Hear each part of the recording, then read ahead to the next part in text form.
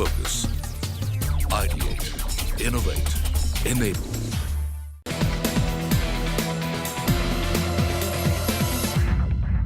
Hello and welcome to this week's episode of Making It Big. I am your host, A.B. Ravi. This week's story reminds me of the bestseller, The Monk Who Sold His Ferrari, written by Robin Sharma. Except for the fact there is one big difference. The monk in Sharma's version tasted success first before he embarked on a spiritual path. But in the case of the hero of this week's episode, it was other way round. After his graduation, Suresh Vazirani began looking for his life calling. Finding none, he chose to become a social worker and almost ended up being a monk. But what changed his fortune was his visit to Mumbai's Jaslock Hospital to meet the socialist leader Jayaprakash Narayan, who was undergoing a dialysis treatment. There, he accidentally stumbled upon a business idea that changed his life forever. Without wasting time, Suresh set up Transasia Bio-Medicals in 1979. This small firm has now grown into becoming one of the country's largest in-vitro diagnostic equipment manufacturing company. Take a look at the Transasia story and perhaps you too could become an entrepreneur by chance if you keep your eyes and ears open and look for the eureka moment. Never did he imagine that watching a play one evening would be the turning point of his life. In 1969, the 19-year-old Suresh Vazirani got a job as a trainee engineer at the Arvind Mafatlal Group Company, Nosil in Mumbai. He had graduated as an electrical engineer from a government institute in Nagpur district in Maharashtra. That's where he was born after his parents moved from Pakistan to India in 1947 after independence. Suresh grew up in an environment of freedom fighters and refugee camps. His father got the job of an accounts clerk in a government office in Nagpur after having worked as the chief engineer at a government unit in Karachi. Suresh, the eldest of 7 children, was looked upon as the bread earner of the huge family, which was strapped for cash. Suresh's father had pushed him to do engineering. While at his job at Nosil, he was scouting for opportunities in the US to earn a salary in dollars. But destiny had other plans for him.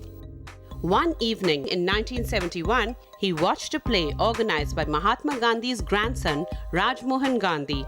That had a deep impact on Suresh, so much so that much to the disappointment of his parents, he decided to take a year off to do service with Raj Mohan Gandhi.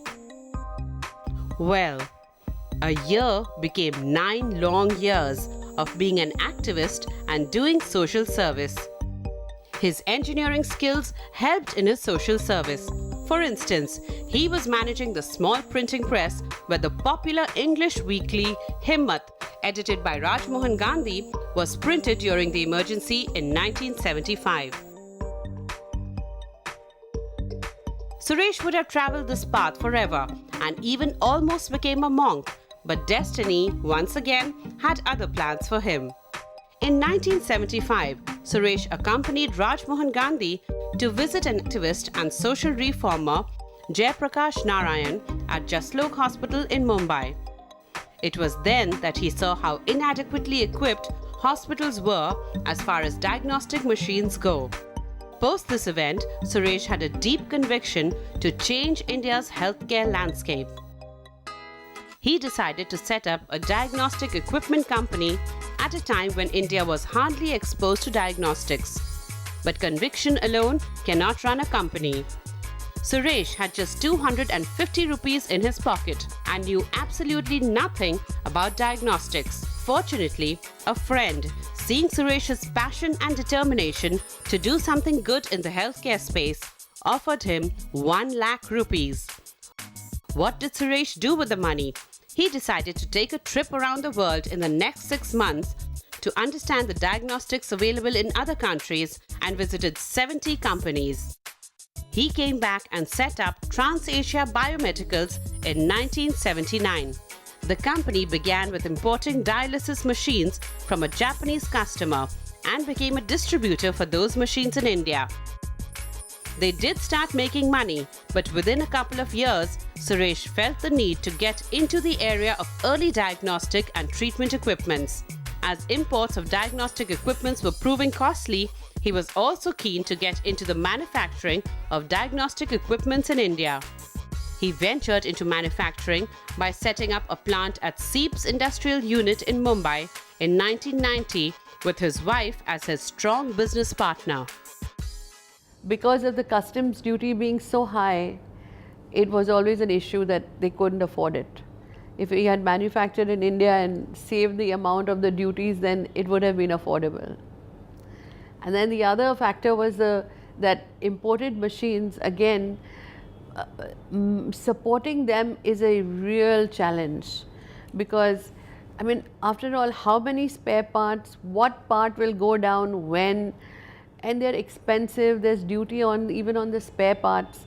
So it's quite a horrendous task for anybody to support imported machines in this country. That's when we decided, that this is really something that we need to do for ourselves. I mean, how long are we going to depend on these imports? And we finally came to the realization that, we just have to do the most difficult thing of designing and manufacturing our own equipments and have the whole solution, homemade, so that everybody could just rely on us. So that's when we decided to go all out and stick our neck out and tackle all the uncertainties of making in India and overcoming challenge after challenge. And God, it took us forever, but finally we did it.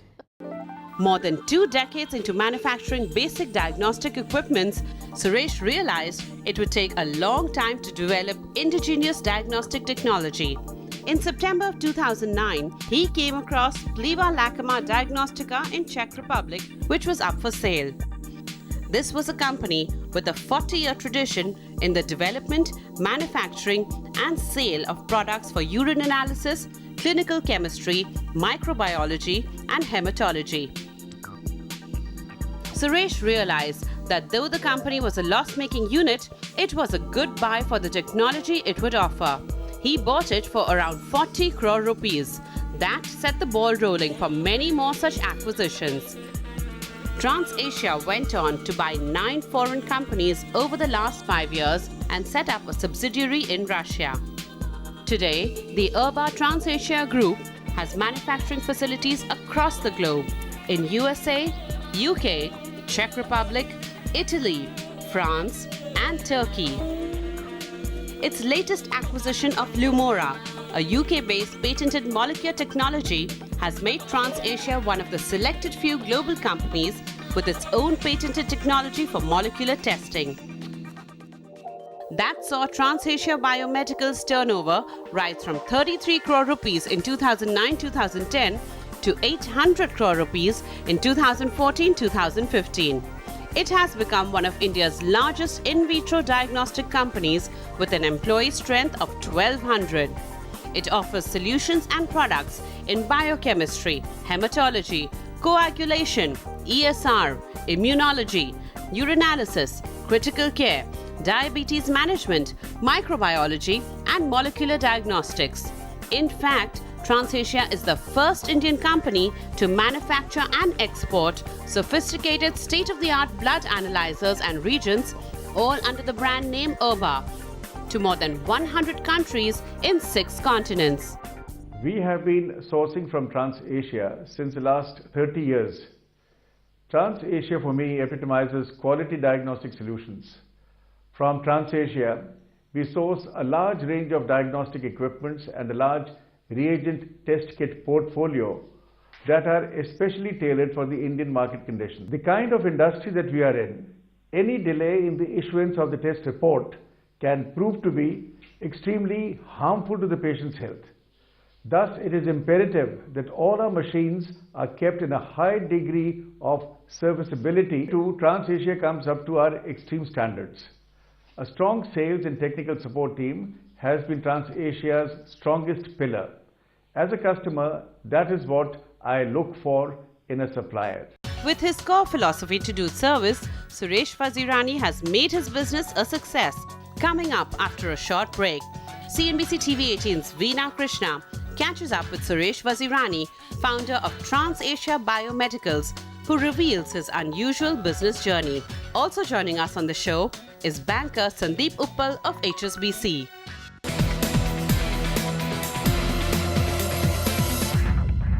Welcome back. 65-year-old Suresh Vazirani is an entrepreneur by chance, not by choice. What comes out loud and clear in the success story of Transasia Bio-Medicals is the founder's mantra of acquiring company abroad for technology and making the equipment in India so that it can be sold for a competitive price in the local market. CNBC TV18's Veena Krishna caught up with the founder, Suresh Vazirani, to find out how he proposes to grow 5 times by 2020. This is what he has to say. Take a look. Hello, Mr. Vazirani. Sandeep, thank you for joining us. Mr. Vazirani, if I can go back in the 20s, in your 20s, okay, what made you want to be an activist or social worker? When I was young, when I was 19, I happened to meet a very interesting group of people, including the grandson of Mahatma Gandhi.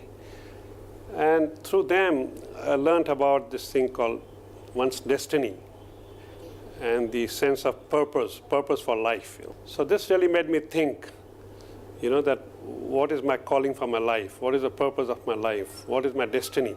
And through this thinking and finding solutions to it, this took me to places. Okay, so then how did diagnostics and specifically in-vitro diagnostics become your calling? Search for a purpose for my life. I realized that healthcare in India is something that's very needed. I realized that most people do not have proper healthcare. And also when they do fall disease, then they do have disease, they cannot do anything about it because it's so expensive. So I realized that prevention of disease is something that India needs. And I tried to see, is it something that I can help with?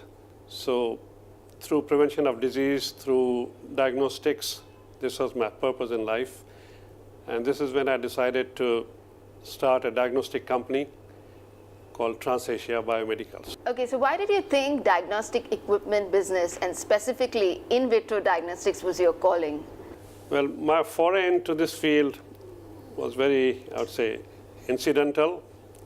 I spent 9 years in what is called social work or voluntary work in India, including working with Jayaprakash Narayan in the Navnirman movement. Also, I was associated with an organization called Moral Rearmament, which is based on building values and ethics in country and people. So during this time when Jayaprakash Narayan was leading the movement, you would have known that he had a kidney failure and he was on dialysis. And he was admitted in Jaslok Hospital, where he used to have the dialysis every second day. Yeah. And I used to, spend time with him, got to know him, and also we used to lead the prayer meetings every day. He was a great leader of India, and whole India looked up to him. Yeah. One day I was sitting with him, and the doctor who was attending on him in Jaslok Hospital was very worried and nervous. So I said, "Is anything wrong?" So the doctor said, "You know what? We have 2 dialysis machines. One dialysis machine is not working. The other one is, I'm not sure, it's very erratic. Yeah. Tonight, Jayaprakash has to have a dialysis because today is 3rd day. So I'm very nervous what will happen. If the machine doesn't work, Jayaprakash Narayanji could fall seriously sick." So that really got me concerned. And I told him that, "Why don't you call the engineer?"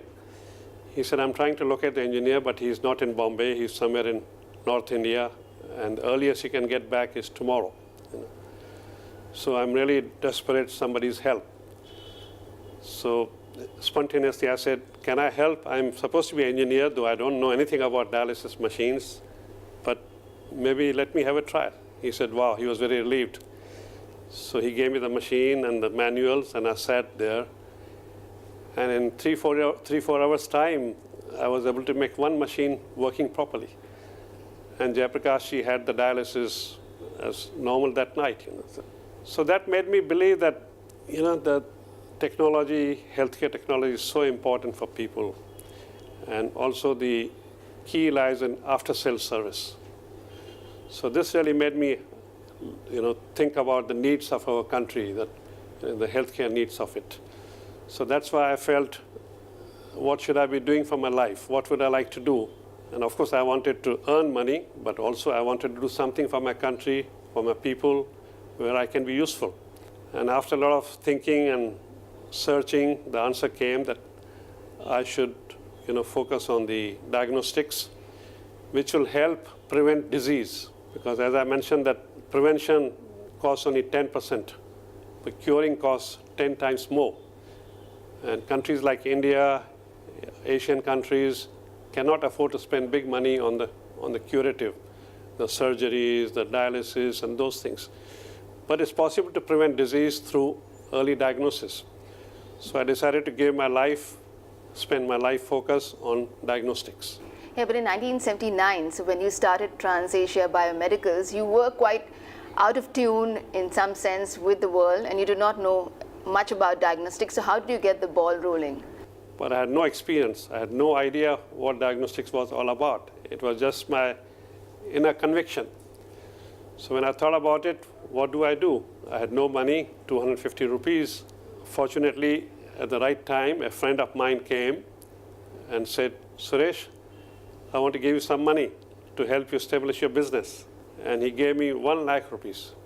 And 1 lakh rupees in 1979 was a lot of money. Even though I was very reluctant to take, I say, I'm not sure whether my business will succeed, whether I'll be able to pay back 1 lakh to my dear friend.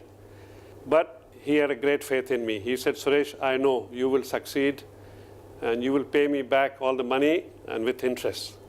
So this kind of people's faith in me made me think that maybe it's the right thing. And guess what did I do with that 1 lakh rupees? I went and bought a round the world ticket. Good for you. And I wrote to about 400 companies worldwide, wrote them letters. Those days there was no email or no long distance telephone, no fax. So I had to write the letters with my own typewriters, post them, and we'll wait for a reply after 1 month. And I wrote to the 400 companies worldwide that here I'm a young person, young engineer from India. I believe India needs diagnostic technology, and I would like to help in that process. And would you as a company help me do that? So about 70, 80 companies wrote positive reply, encouraging reply, invited me to visit their companies, their factories, and they're willing to teach me, tell me about the company. So the round the world ticket for 6 months, I visited these 70 companies across in Europe, Western Europe, Eastern Europe, USA, Japan, Korea, Taiwan, Singapore. And after 6 months, when I came back with a lot of knowledge about diagnostics and about the industry, and I felt here is something I can start. But of course, again, I had no money. But fortunately, 2 of these companies had believed in me. And even though I had no office, no telephone, they decided to make me their distributors for India. So I came back after 6 months. I was in business. I started selling these diagnostic machines with God's blessings. Within few days, I got 3 orders from 3 doctors together. So this is how the whole thing started. Okay, so Sandeep, what is it that has made them a leading player? It's quite a fascinating story, and just listening to Suresh, it seems like while the start of it was, let's call it accidental, because I don't think many people in business or wider environment knew about diagnostics. So I think that was, in a way, because of circumstances, accidental. But after that, there seems to be a show-footedness whereby Suresh, the company, have seen opportunities and capitalized on them. So one was, the whole journey of importing, distributing, creating an after-sales service which didn't really exist, made the customer sticky with them, then seeing the opportunity that to sell more machines, you got to manufacture, being able to manufacture. Once you get the expertise to manufacture, you sell in India, but you can export and sell overseas as well. There were gaps in technology in the product offering they saw. Again, they saw opportunities because in the developed world, whether it was Europe and some companies in the US, which are available on sale, and they could buy them to access both the technology and product. And now we believe that they reached a stage where you got a good mix of Indian-led revenue, overseas revenue, manufacturing in India, manufacturing technology from outside, and you got this massively expanding market in India. So the key would be, how do you funnel what you have, the product range and the technology, into this rapidly expanding Indian market? So Vazirani, can an entrepreneur always run his business with the aim of social responsibility? I believe that's the only way you can run a sustainable business. If you are a fly-by-night operator, then it doesn't matter. But if you want the company to be, to continue to do its role for 10, 20, 50, 100 years, the only way it is to have a social conscious and ethical values. The business based on ethical values is the only thing that will last forever. Otherwise, it's like a dream. So I believe, and that's what we have built Transasia on. These are the strong foundations that we have built Transasia on, the social conscious and ethical. What do you say are the three key factors that has made you a successful businessman? Social conscious is one. We want to be aware of what the people want. How do we meet people's needs? That's very important. It's not important what the company's needs are, but what the people's need. Are we meeting those needs? That's one. Are we meeting them in an affordable way? Are we able to provide them the services and equipment at the prices they can afford? And third thing, I believe, is the after-sales service. Are we supporting the people? Are we able to, provide them the after-sales services which they need? You sell equipment once, but you need to support them for 10 years. We have customers using our equipment for 15 years still, because of our excellent after-sales service. So I believe these are the secrets of Transasia's success, and we want to build on them more and more. Thank you, Mr. Vazirani. Thank you, Sandeep, for joining us. Well, that was Suresh Vazirani articulating his past, present and future very eloquently. These are the mantras he implemented to build Transasia Bio-Medicals. Listen to your inner voice. Social consciousness is extremely important in business. Acquire the latest technology. Believe in Make in India.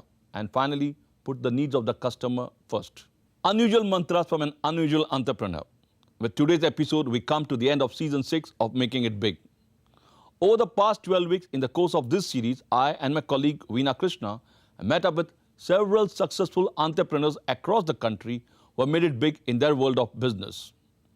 It was an eclectic mix of entrepreneurs. These entrepreneurs are concrete proof that India is an idea whose time has come. On that positive note, it is time to say goodbye from the entire team here. We will be back soon with season 7 and bring you more such inspirational and aspirational stories. Till then, keep watching CNBC TV 18.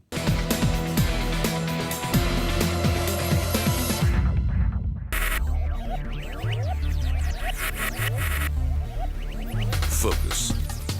Ideate. Innovate. Enable.